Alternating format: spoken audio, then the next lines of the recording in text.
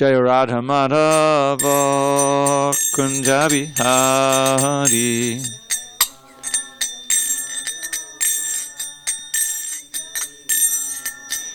Jaya Radha Madhava Kunja Bihari.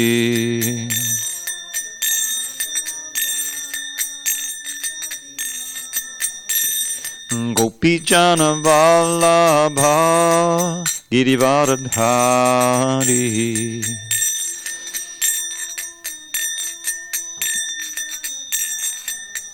Jai Gopi Jana Vallabha Girivardhari.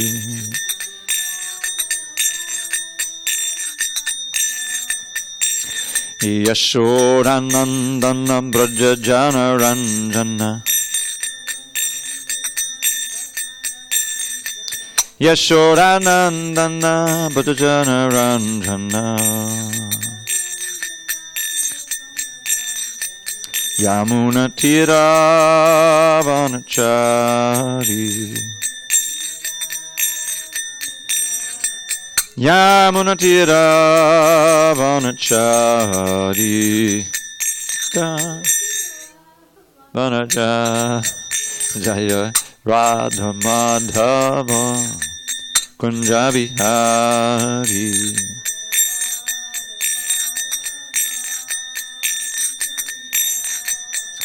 Jaya Radha Madhava Kunja Bihari.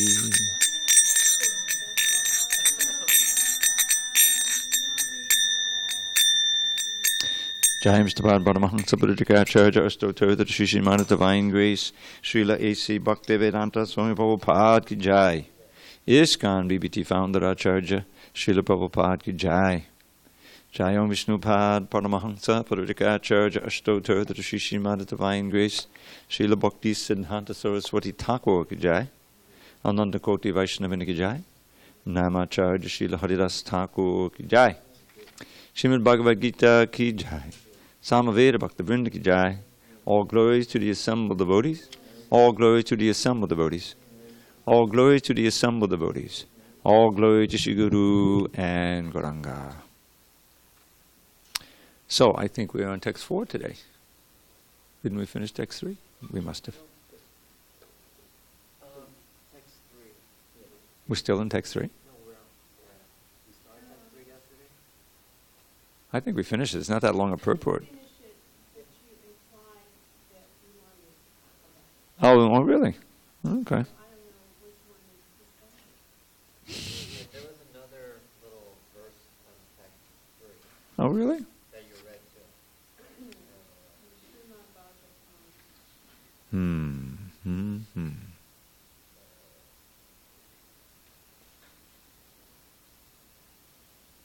Well, there's a whole thing here. Yeah, you read this yesterday. I'm sorry? But I never got, I read that, but we never got through the whole page, the next page. All right, well, let's do it again then. Om Namo Bhagavate Vasudevaya. Om Namo Bhagavate Vasudevaya. Om Namo Bhagavate Vasudevaya.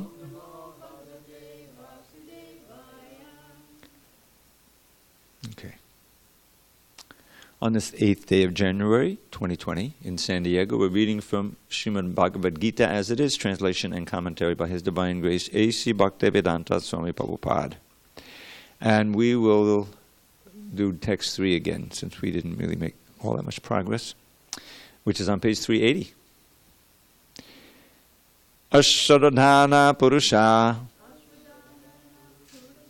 Dharmasyasya Parantapa Aprapyaman Vartante Mrityu Sangsara Vartmani Ashradhana Purusha Dharmasyasya Parantapa Aprapyamam Navartante Mrityu Sangsara Vartmani Ashradhana Purusha Dharmasyasya parantapa aprapya mam nivartante mrityu samsara vartmani. Dharmaraj, why don't you try it? Ashadadhana purusha dharmasyasya parantapa aprapya mam nivartante mrityu samsara vartmani. Mercy. Ashadadhana purusha dharmasyasya parantapa aprapya mam nivartante mrityu samsara vartmani. Chris? No. Okay. I'll read synonyms real quick. Ashadadhana, those who are faithless. Purusha, such persons. Dharmasya, toward the process of religion. Asya, this. Parantapa, O killer of the enemies. Aprapya, without obtaining. Mam, me. Nivartante, come back. Mrityu, of death. Samsara, in material existence. Vartmani, on the path. Translation. Krishna says, those who are not faithful in this devotional service cannot attain me, O conqueror of enemies. Therefore they return to the path of birth and death in this material world. Purport. The faithless cannot accomplish this process of devotional service. That is the purport of this verse. Faith is created by association with devotees. Unfortunate people, even after hearing all the evidence of the Vedic literature from great personalities, still have no faith in God. They are hesitant and cannot stay fixed in the devotional service of the Lord. Thus, faith is a most important factor for progress in devotion, in Krishna consciousness. In the Chaitanya Charitamrita, it is said that faith is the complete conviction that simply by serving the Supreme Lord, Sri Krishna, one can achieve all perfection. That is called real faith, as stated in Srimad Bhagavatam 4.31.14. Yata taro mula nashecharena tripyanti tatskanda bujopashaka pranopahara chayatindriyanam tataiva savarhanamatriteja. By giving water to the root of a tree, one satisfies its branches, twigs, and leaves. And by supplying food to the stomach, one satisfies all the senses of the body. Similarly, by engaging in the transcendental service of the Supreme Lord, one automatically satisfies all the demigods and all other living entities. Therefore, after reading the Bhagavad Gita, one should promptly come to the conclusion of the Bhagavad Gita. One should give up all other engagements and adopt the service of the Supreme Lord, Krishna, the personality of Godhead. If one is convinced of this philosophy of life, that is faith. Now, the development of that faith is the process of Krishna consciousness. There are three divisions of Krishna conscious men. In the third class are those who have no faith. Even if they are officially engaged in devotional service, they cannot achieve the highest perfectional stage. Most probably, they will slip after some time. They may become engaged, but because they haven't complete conviction and faith, it is very difficult for them to continue in Krishna consciousness. We have practical experience in discharging our missionary activity that some people come and apply themselves to Krishna consciousness with some hidden motive. And as soon as they are economically a little well situated, they give up this process and take to their old ways again. It is only by faith that one can advance in Krishna consciousness. As far as the development of faith is concerned, one who is well versed in the literatures of devotional service and has attained the stage of firm faith is called a first-class person in Krishna consciousness. And then the second class are those who are not very advanced in understanding the devotional scriptures, but who automatically have firm faith that Krishna Bhakti, or service to Krishna, is the best course, and so in good faith have taken it up. Thus they are superior to the third class, who have neither perfect knowledge of the scriptures nor good faith, but by association and simplicity are trying to follow. The third class person in Krishna consciousness may fall down, but when one is in the second class, he does not fall down. And for the first class person in Krishna consciousness, there is no chance of falling down. One in the first class will surely make progress and achieve the result at the end. As far as the third-class person in Krishna consciousness is concerned, although he has faith in the conviction that devotional service to Krishna is very good, he has not yet gained adequate knowledge of Krishna through the scriptures like Srimad Bhagavatam and Bhagavad Gita. Sometimes these third-class persons in Krishna consciousness have some tendency toward karma yoga and jnana yoga, and sometimes they are disturbed. But as soon as the infection of karma yoga or jnana yoga is vanquished, they become second-class or first-class persons in Krishna consciousness. Faith in Krishna is also divided into 3 stages and described in the Srimad Bhagavatam. First-class attachment, second-class attachment, and third-class attachment are also explained in Srimad Bhagavatam in the 11th canto. Those who have no faith even after hearing about Krishna and the excellence of devotional service, who think that it is simply eulogy, find the path very difficult even if they are supposedly engaged in devotional service. For them there is very little hope of gaining perfection. Thus faith is very important in the discharge of devotional service. Om Jnana Timirandasya Jnanandana Salakaya Chakshu Unmidatam Mena Tasmai Shri Gurave Namaha. I was born in the darkness of ignorance, but my spiritual master Srila Prabhupada opened my eyes with the torchlight of knowledge. I offer my humble obeisance unto him and to all members of Sri Parampara. So the determination of the level that one is on in devotional service is calculated sometimes by the depth of faith, as Prabhupada is explaining in this purport. Since this verse begins with the word ashradadhana, where Krishna is saying if you don't have faith, you can't progress and you return to the world of birth and death. Sometimes that degree of devotional service or the situation in devotional service is calculated according to one's attraction to Krishna. That's why he says first class, second class attachment. In the 11th, Prabhupada refers to the 11th canto here. There is a section in the two chapters, I think 11, 2, and 3, in which the 9 most exalted sons of Rishabdev speak. They're called the 9 Yogendras. A Yogendra is one who's a master of yoga. And they travel around the universe and they preach Krishna consciousness. So they come to this king, King Nimi, and each of them has their, he asks questions of them, and each one answers the questions, all 9 of them. So the second discourse, I forget the names of different Yogendras that are speaking, but it's all about the different levels of devotion. And the first class, if I can remember the verse, Sarvabhutani Bhuteshu, no, I forget the Sanskrit, but he's saying basically one who sees Krishna in everyone's heart, or sees the capacity for devotional service in everyone's heart, and basically sees everything in Krishna and Krishna in everything, and thinks everyone is engaged in devotional service except them. You know, seeing everyone is serving Krishna either through the external energy or in the internal energy.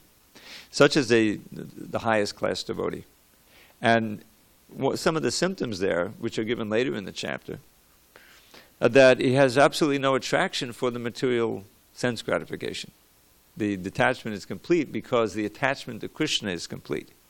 The highest level of attachment at every moment, internally engaging in one's individual service with Krishna. This is the highest devotee, the Paramahamsa.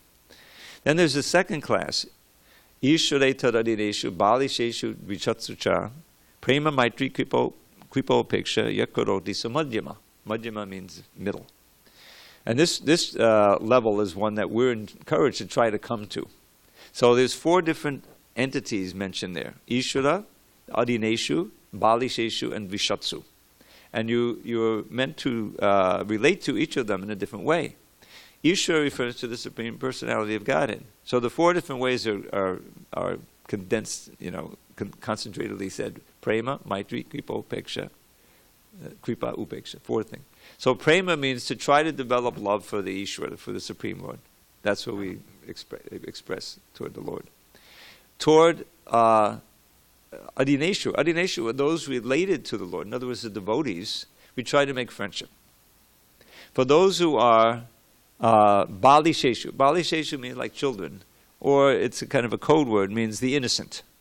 Those who are not out and out demons, they just don't know. They're just, they're good candidates for Krishna consciousness because they're maybe searching, innocent. There you show your kripa. You try to give them Krishna consciousness. And for the out and out demons who are envious of the devotees, as soon as they see a devotee, they want to argue with them. They want to, even attack sometimes. You try to avoid them, So, love for the Lord, friendship for the devotees, mercy for the innocent, and avoidance for the demons. Then there's the third class. Archayam eva hadaye pujam yakshadayete. Here's that word faith. See, Prabhupada brings in the faith. Shadayete. Datak chanyeshu bhakteshu sabhakta prakrita smita. Prakrita means materialistic devotee. There's some. So what this verse said is very interesting because you can see there are people like that. They have faith in the deity of the Lord. They revere the deity. That's right. Archayam eva. Archaya means the worshipable Lord, form of the Lord. The Archamurti. That's another word for deity. Archayam eva harihe pujam yaksharihe. They have faith in the worship of the deity, but not in the bhaktas. Or what to speak of others. In other words, they don't see any importance in trying to give Krishna consciousness to others. And they don't especially regard the devotees. They're just looking at the deity. Oftentimes, the prakrita means that oftentimes such a devotees, they'll want to give some donation, having in mind, I'll get so much back. You see? In other words, the motive is not to develop pure love for Krishna, but to worship the Lord because He's the Lord and He can give me this, give me that. Dhanam, janam, whatever, followers, wealth.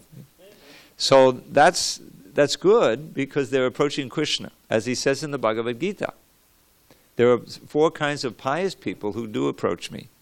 There are 4 kinds of impious people who avoid me. That's the more famous verse. He says, Namam dushkritano mudha papadyante naradama mahyapidita gyana asaram bhavamashata. Krishna says, here are the 4 kinds of people who don't worship me, don't approach me. Dushkritana. The dushkritana, Prabhupada described, kritana means someone who's competent in something. There's some intelligence there. But dush means he uses that competence for an evil purpose. Prabhupada gives the example of making the atom bomb. You don't remember? I don't remember. I wasn't alive, during the Manhattan Project. That was during the war, World War II. We're not that old. But I know about it. It was a tremendous effort because we had to say we're going to get it before Hitler gets it, right? There's this whole, because if he got it first, we're finished. So a tremendous amount of money. It was all secret. It was all done, I think, in Nevada or something. I forget. But all the brain power. New Mexico, yeah. And so all these scientists were brought in under the heading of Oppenheimer, who was a what would you call him? It was a fan of the Bhagavad Gita, believe it or not.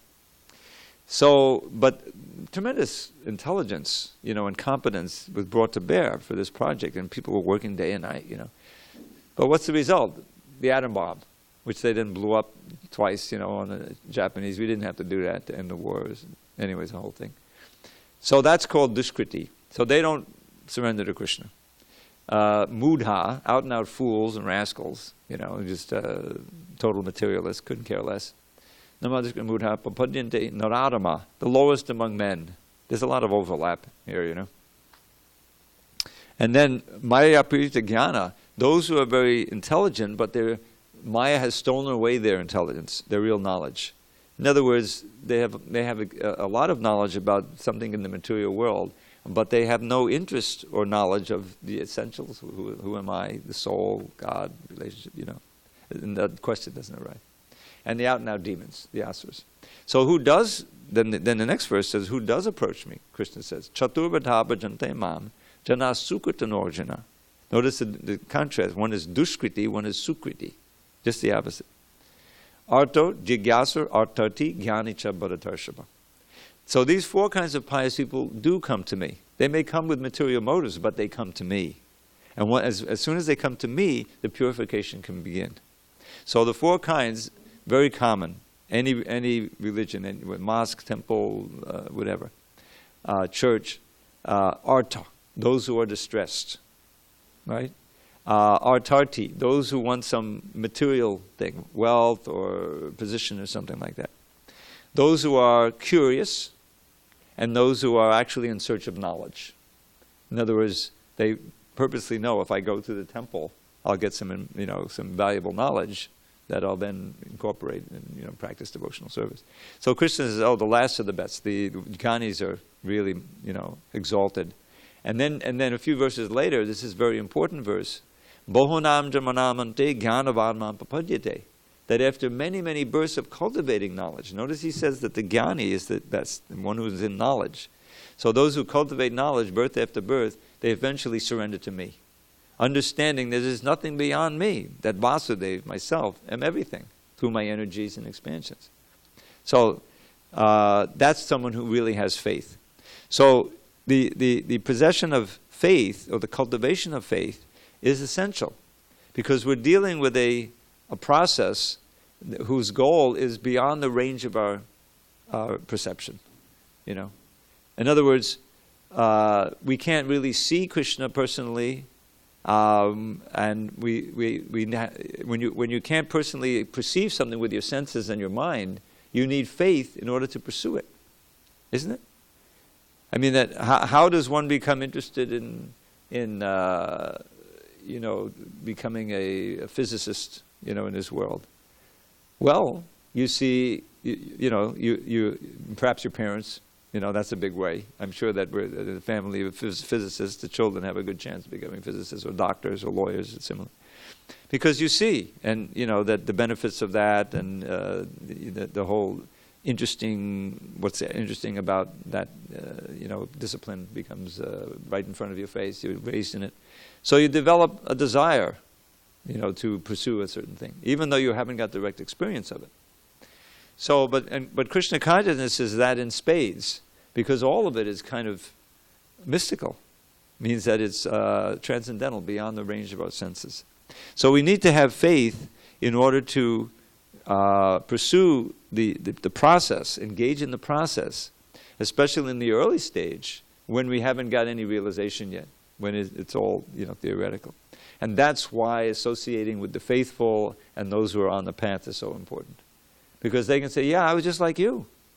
I'm also, was curious. I didn't have any direct knowledge, but then I started practicing, and here's what I experienced. And if you have faith, have trust in that person, and you can see personally the transformation that's taken place, then you can become enlivened to try the practice. And as soon as you try the practice, you chant, then your faith is increased, Krishna from within, because you get some realization. So this is described in Rupa Goswami's or Bhakti Rasamrita Sindhu. Near the beginning, I think it's in the first chapter, there is this pair of verses that are quoted in a purport here. I always forget where exactly, which is basically the path from faith to love, from Shraddha to Prema. And so he begins with the word Shraddha. This verse is about Shraddha, which is where your heart is placed, what you have faith in doing. So he says, Ahadao Shraddha, tatak saru sangha tabhajanak priya. Tato narta nivritisya, tato nishta ruchistata. Tata sakti, tata bhava, tata prema vyudanchati, sarkanam ayam prema prarabhavet bhavekura. Step by step. It's kind of a ladder. So he begins with the word Shraddha, Adhau Shraddha. In the beginning, there must be some faith. Now, many people, they generate that preliminary faith, which probably defined as interest or respect a little bit, enough to pursue the matter further. And that can be generated, and often is, by reading one of Prabhupada's books, or nowadays getting online, hearing a kirtan, or reading books online. They're all online. But somehow or other, associating with the transcendental sound vibration and the personality, such as Srila Prabhupada, who's giving it to us, or his devotees. So, Adhau Shraddha. Now, what's the next step? Sadhu Sangha. You want to try to find the devotees and check out this, what's going on with it. You're curious. So that arashataru sadhu sangha. Now in sadhu sangha, great transformations take place, because if you regularly associate with devotees, then you'll catch the faith. In other words, what is it? Sangat sanjayate kama. You develop your desire, according to your association. I always give the example. You heard it 20 times, maybe 30 times. Right down the street, you got your pizza bar. Down the street means like a stone's throw away. So that's a different place. You could just be sitting over there. Now, you probably have some sports thing on there, and there'll be the beer and the pizza, and you'll be associating with that atmosphere, the modes of nature, right? The modes, mode of ignorance, and there'll be some pleasure there, the eating, the pizza, and everything, and the drinking, whatever. And so you're going to develop that mode in your own mind, and you'll be the chance that you want to do it again. And I guarantee the people who regularly go there do not come here, and vice versa. Isn't it? I've never been in there. I wouldn't go in there. Because it's just like, no thank you. And they also say, no thank you. That's the Hare Krishnas, I just, when I leave class, I go back to my apartment, obviously. So, I don't know if I live upstairs, the stairs. So I go back there one day, and there's this lady sitting on my stairs. She's smoking a cigarette or reading something, doing something on the phone. So, and she thought, and I stopped there, and she said, no, thank you, I'm good, She thought I was trying to hit her up or, do something. I said, okay, that's fine, but I have to get up those stairs. So, I'm sorry, So this is how people react to us, It's like, are you kidding? I wouldn't be caught dead in there, So so the faith is different. In other words, they've developed a certain mode of nature by association, by habit, and that's where they're at, and that's what they're going to do, unless we break through the barrier. So, arashada tadaksada sangha. Now, the development of, by the association, you get enlivened to do what? Bhajan means you want to chant. Here, try some, let me show you how to chant, Prabhu. Here's some beads. Hare Krishna, Hare Krishna, Hare Krishna. You can do it for maybe a few minutes, and then it becomes a little difficult. Here's something to read or whatever, But let's go. We're okay.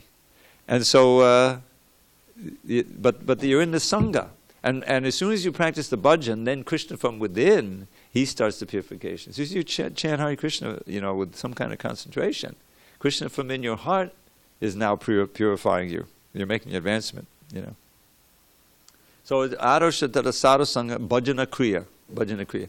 Now that bhajana kriya traditionally becomes fixed and you become confirmed when you take initiation. You take vows, it's a nice important step. Because there's so many ways in which Maya can deviate you from the path, But you become more determined in that. So then you go on and during this process, anartha nivritti is taking place.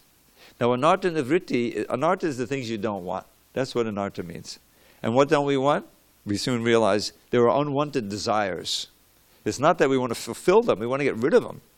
The classic is like some addiction you develop. Everyone knows that that's a harmful thing. But sadly, people develop, these unwanted desires. We really need that heat, don't we? And so, you have unwanted desires, kama, krodha, lobha, greed, lust, anger, greed, illusion, madness, all of these latent things, the attachments you developed, they're unwanted. So that bhajan is purifying. That's called anartha nivritti. Now that stage, how fast we press through that stage, dependent on our determination to practice sincerely. So that may take a lifetime or more. But assuming that you're going nicely, then you come to the point of nishta. So ara means the beginning, shraddha, faith. Then sadhu sangha, association, essential. And then practice. And somewhere in there, initiation, hopefully. And then the anartha nivritti takes place, through all of them really, but that's the serious. And then if you're, Bhagavad says like 70, 80% pure, he gives an example. Then you come to the nishta platform. Now this Nishta platform, every time I give Bhagavatam class, I don't know if you've ever heard that, but there's a verse I chant describing this Nishta in relationship to hearing the Bhagavatam. So it says, Nashta prayeshu badreshu nityam bhagavata sevaya bhagavat yuttama shloke bhakti bhavati naishtiki. Can you hear the relation between the word naishtiki and nishta? Naishtiki means the state of being firmly fixed in devotion. In other words, your faith is now strong. And that's the faith Prabhupada describes here in the beginning of this purport we read in Chaitanya Charitamrita. It said faith is complete conviction. That simply by serving the Supreme Lord Krishna one can achieve all perfection. That's Shraddha. Shraddha Shabde Vishwas Kohe. Sudadha Nishchoy. Krishna Bhakti Korle Sarva Karma Krita Hoy. The famous definition. So which means exactly that. Is that the definition of faith, real faith, which is in this context of the Rupa Goswami's verse called Nishta, which means firm, fixed heart and mind. Shraddha Shabde Vishwas Kohe. Vishwas is a conviction. Sudridha Nishchoy. Sudridha means very firm conviction. That what? Krishna Bhakti Koile. By the practice of Krishna Bhakti, of devotional service, Koile Sarva Karma Krita Hoy. All my aspirations for activity will be fulfilled. In other words, that's all I need to do now. I don't have any peripheral interests that I'm doing, Whatever I need to do in terms of holding the body, mind, and the soul together, I can do in the context of Krishna consciousness. There's a way of eating in Krishna consciousness. There's even a way of marriage and children in Krishna consciousness. In other words, I'm not going to go back to forgetting Krishna. I want to try to increase my remembrance of Krishna. Now, in that stage and throughout, you're developing ruchi. Even before you get to nishta, there's some ruchi, otherwise you wouldn't go on day after day. It means the taste. Taste for the holy name, taste for association. Oh, there's a big festival coming. Oh, the beautiful Pushpa Abhishek festival. Were you here? Did you see one of those? Where the petals? I only saw one. Last time it happened, it's great. The best festival. 2 years ago they started it. It was like the 45th anniversary of the installation of the deities. And I said, this is the best festival I've ever seen here. I was standing out there, and they were throwing, all the ladies were up there, throwing those petals on, and they were up to the neck in the petals. And everyone was getting into it. And then they threw the petals in the audience, So this is great. Next year I couldn't be there. I had to go to Italy for a BBT meeting. I was sitting in Sardinia when you had it here. Hopefully I can make it this year. So anyway, there's a taste. Someone just walks through the door. They may not be, practicing much, but this is great. So, but ruchi means the taste for everything in Krishna consciousness. In other words, the holy name becomes like, you begin to realize a little inkling of the verses that describe how sweet the holy name is. I was just reading one famous verse by Rupa Goswami, where he's describing his experience of the holy name, Tunde tandavani rating batanote tundavali labdeye. I don't know how much nectar these two syllables Krishna have produced. Or rather, I don't know how much nectar these two syllables Krishna have produced. When I chant them, when I chant the holy name, the name seems to dance in my mouth. I want to have millions of tongues to taste that name. And when it enters into my ears, I want to have millions of ears to drink in that sweet nectar of the holy name. And when it enters the heart, all the mind becomes fixed on Krishna, the senses become inert, I become paralyzed. So Lord Chaitanya heard this verse, he went into ecstasy, Rupa and Ramananda Roy and Haridas Thakur. So that's the experience. So we're chanting, we're trying to keep the mind fixed on the holy name, Hare Krishna, is wandering here. We're not tasting it as the sweetest of the sweet. But that's actually the nature of it. So it means that your ruchi, you're beginning to taste the actual sweetness of everything related to Krishna. That's what the magic is that Krishna really is everything, and everything directly related to him should make us supremely happy. And the greatest happiness comes from serving, from that connection of serving Krishna. He reciprocates directly in the heart. So if you can really experience that at every moment, you're home. You're back to Godhead. It may be just the technicality of leaving this body and not, being there. But you're experiencing it every moment. And that matures into actual attachment for Krishna, at asakti. And then that gets even thicker and more intense in bhava, ecstasy, which is right before prema. So from Shraddha to Prema. That's the process of devotional service. And it's all simply a purification of the heart to our natural state. This is the actual state of the soul. But here, he's describing, Krishna is describing those who have no faith in this process that I just described. They do not attain me, and they must return again and again to this path of birth and death. So take your pick. Do we want to, perform the austerities to develop, that purification so that we can taste our natural bliss that we've had all along in our heart but haven't experienced it because we're looking outside? Or should we stay faithless and choose the path of birth and death? Okay, shall I go on now? Mayatatamidam sarvam jagadavyakthamurtina matstani sarvabhutani nachaham teshavastitaha. Krishna says, by me in my unmanifested form, this entire universe is pervaded. All beings are in me, but I am not in them. Excuse me. Purport. The Supreme Personality of Godhead is not perceivable through the gross material senses. It is said, Atakshi Krishna Namadi Nabhaved Grahim Indriyai Sevan Mukhi Jivado Swayameva Sporatyadaha Bhakti Samada Sindhu 1.2.234. Lord Sri Krishna's name, fame, pastimes, etc. cannot be understood by material senses. Only to one who is engaged in pure devotional service under proper guidance is he revealed. In the Brahma Samhita 538 it is stated, Premanjanat chudita bhakti vilochanena santak sadaiva hridayeshu vilokayanti. One can see the Supreme Personality of Godhead, Govinda, always within himself and outside himself if one has developed a transcendental loving attitude towards him. Thus, for people in general, he is not visible. Here it is said that although he is all-pervading, everywhere present, he is not conceivable by the material senses. That's in the verse, avyakta murtina means invisible. This is indicated here by the word avyakta murtina. But actually, although we cannot see him, everything is resting in him. As we have discussed in the 7th chapter, the entire material cosmic manifestation is only a combination of his two different energies, the superior spiritual energy and the inferior material energy. Just as the sunshine is spread all over the universe, the energy of the Lord is spread all over the creation, and everything is resting in that energy. Yet one should not conclude that because he is spread all over, he has lost his personal existence.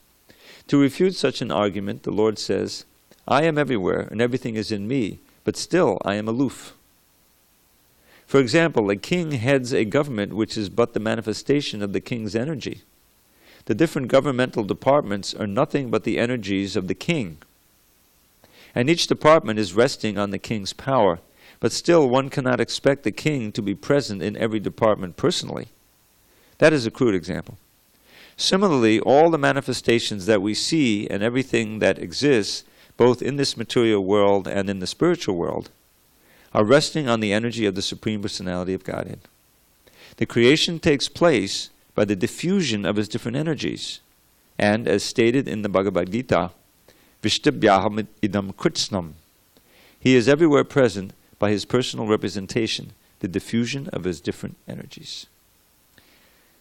So, now this chapter is moving into a little different gear. Krishna is explaining more of the philosophy of how he is present everywhere. But you can't perceive him. This is really related to the previous verse because it's again involved in faith. The verse in the 2nd chapter, 1st canto, describing what is real dharma, because that's, after all, this is a dharma he's describing. Raja vidya, raja guyam, pavidamid, itamudam, pratyakshavagamam, dharmyam. He's describing a certain practice. A dharma is defined in that 2nd chapter as that which evokes your natural love and loving devotion for adhokshaja. Now this is an important name. This is a name for Krishna, for the Supreme. And what it basically says is the transcendent Lord, he who is beyond the range of our mind and senses. And so therefore, in order to practice this Dharma, you need faith, because you cannot see directly that Lord. So here's how one of the ways in which we can develop faith is by understanding this philosophy of how Krishna is present, although we cannot see him. Why does he say in the 4th chapter, Yata, what is it? Ye yata mama padyante tam tataiva bhajamyaham mama vartmana vartante manusyak partasarvasha. As everyone surrenders unto me. Ye yata mama tam tataiva bhajamyaham ye yata mama padyante tam tataiva bhajamyaham mama vartmana vartante manusyak parta sarvasha. Sarvasha means everyone. Everyone is worshipping me in some kind of way, and I reciprocate exactly to that form of worship. Now, how is everyone worshipping Krishna? Because if they're total atheists, they're still relating to the material world. They're worshipping mammon, right? They're trying their best to get benefits out of the material energy, to arrange it in such a way that they're comfortable and they're getting pleasure, all through Krishna's material energy. That's a form of worship, and they're getting reciprocation. They're getting some pleasure, they're getting some, and they're getting a lot of pain. That's the way Krishna reciprocates the material energy. Material energy, Durga, is not in the business of really making us happy. She's in the business of making us think that we can be happy without Krishna. You see? That's her thankless task. But when someone turns toward Krishna, then that same material energy acts on the spiritual way to give us facility for serving Krishna. After all, where did all this facility, all these paraphernalia that we use to serve Krishna come from? From the material energy. Our very bodies, the same hands, the same ears, the same eyes that we can use for demonic purposes or just sense gratification, right? We can also use for Krishna. So it's that same material energy, but if we get the idea and the faith in Krishna, then the body becomes sacred, actually. That's why the greatest devotees, they don't get burned. In India, they burn the body. Prabhupada says, you never thought of this, but I heard this several times. It says in India, the bodies, they burn the bodies. They're not so foolish to take up, thousands and thousands of square yards, he says. I lived in New York, and they have in Queens, they have huge graveyards. Thank you. Where, they have mausoleums there, some are piled up, It's just a huge waste of land, right? So they burn the body. That makes more sense. Because everyone knows that you can't the body itself is just a lifeless, it's trash. But no, let's dress it up very nicely and put it in a mausoleum, right? And then bury it, they can come visit the grave, Yeah, so much money wasted, land wasted, energy. So, but the bodies of great devotees are not burned. Generally, the sannyasis, they pass away, they bury the body, because the bodies become completely spiritualized. It's like a deity. Prabhupada's body was buried in the samadhi. If you go to Vrindavan, you can visit. It's a big monument there, and his form is interred there. I wasn't there when that happened, but it was quite moving, of course. And that there's a place in Mayapur where some of our leading sannyasis and everything, their bodies are buried there. So, if we understand this verse, Mayatatamidam sarvam, this tatam always means pervading. By me, this whole world is pervaded, the whole universe, jagad, avyakta murtina, but invisible, in an invisible way. We can't see Krishna, but we know from the Bhagavad Gita that these are his energies. It's just like Prabhupada would give the example of a mother who has great affection for a little child. The children grow up, and the mothers, take care of them, and they get their first shoes, and everything like that. And eventually, that day comes of separation, where the kid goes to nursery school or kindergarten, right? And it's a traumatic experience for both the mother and the child. More so for the child, I think. So the child is away in kindergarten, and the mother has now gone back to the room, and there's the shoe. There's the shoes he used to wear when he was 3 years old. They've just been like, Prabhupada says, does she love the shoe? No, she loves the child. But the shoe is related to the child. It's pervaded with the personality, because you can see that it's a material thing. You see. Now, when we know that everything is pervaded by Krishna, everything is his energy, that he's present there as a super soul, and if we actually believe that, then we relate to the material energy in a different way. Not as something to exploit, but something to revere, actually, and use as far as possible in Krishna's service. There are various verses in the 11th canto. Is it 11th canto? Yeah. Again, the 9 Yogendras teaching, the exalted sons of Rishabdev. And they're saying that in this higher consciousness you can develop here, you should offer your obeisances to everything. Everything, understanding that it's all related to the Lord. The ocean and everything. It's quite an advanced platform. So, Krishna is saying this, that I'm present everywhere by my impersonal form, avyakta murtana, invisible. Avyakta means you can't see it. So, matstani savabhutani, that all the beings are in me. So how are we in him? So physically we're within Krishna because it's all his energy. And we're situated in the body, so we're within him in that way. But I'm not in them. And here he means I'm in Goloka Vrindavan. In other words, I have my separate abode. So Krishna is within and without in its different ways and expansions. This is real understanding of Krishna. This is called Sambandha Gyan. Gyan is knowledge. Understanding how, the Supreme Lord, his creation, where we fit in, and the relationships between all of them. That's Sambandha Gyan. That's one definition of Sambandha Gyan. Another definition is understanding our own relationship. Sambandha means the bond that you have, the relationship with Krishna. That's advanced Sambandha Gyan, which we gradually develop as we practice devotional service. So this verse Prabhupada would often quote, Atak Shri Krishna Namadi. Shri Krishna Namadi means Shri Krishna's name, etc.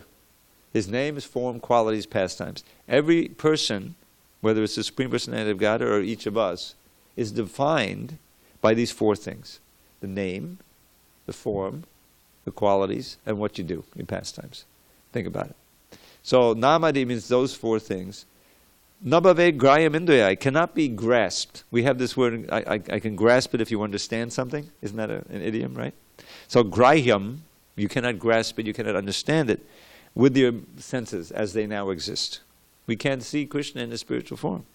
But sevan mukhe ijivado, if you perform seva, service, beginning with the tongue, chanting the name, tasting prasada, then eventually, because of your purification, swayam eva sparatyada, that the Lord, Krishna himself, in those forms, will reveal himself to you.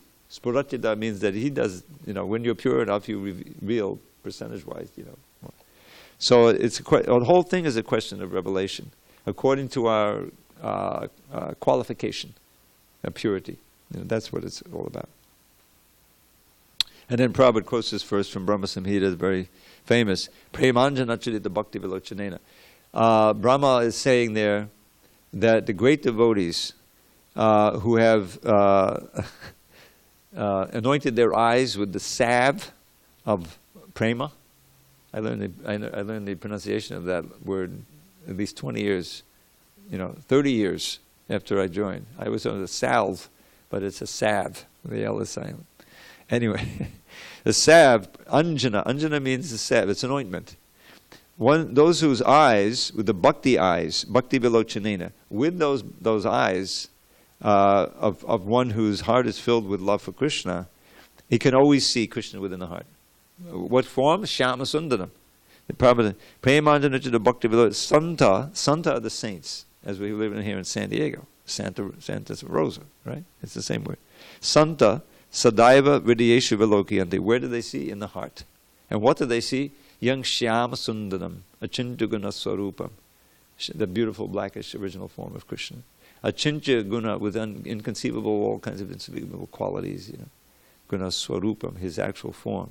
And is that Govinda, the Adi Purush, the original person whom I worship. It's a very beautiful verse. So how to get those eyes, how to get that vision, again, through the process of purification. if one has developed a transcendental loving attitude toward him, the whole thing is the development of actual affection for Krishna. So that's the whole idea here. Any final question or comment before we adjourn? We will resume on Monday with text 5. Okay. We have 1 minute. I'll give you, one shloka. Simple one. You can memorize this verse, and anytime you want, you can get a nice little bubble of happiness, of bliss. Maduram maduram vapadasya vibho maduram maduram vadanam maduram. Madhugandhi madhusmita tadaho maduram maduram maduram maduram. Krishna Karnamrita. You know what that means, Krishna Karnamrita? Nectar for Krishna's ears. You can imagine how realized Bilva Mangal Thakur was, that he could write a book that he was confident Krishna really wanted to hear. That's what it means. So the verse means sweet, sweet. Now just have to admit, you have to kind of visualize the form of Giridhari, okay? Sweet, sweet is my dear Lord's form. Sweet is still his face so fair, but his honey-scented gentle smile, honey-scented gentle smile, is sweet beyond compare. Sweet beyond compare. So now, with that in mind, when the curtain's open, you can see. All glories to Srila Prabhupada.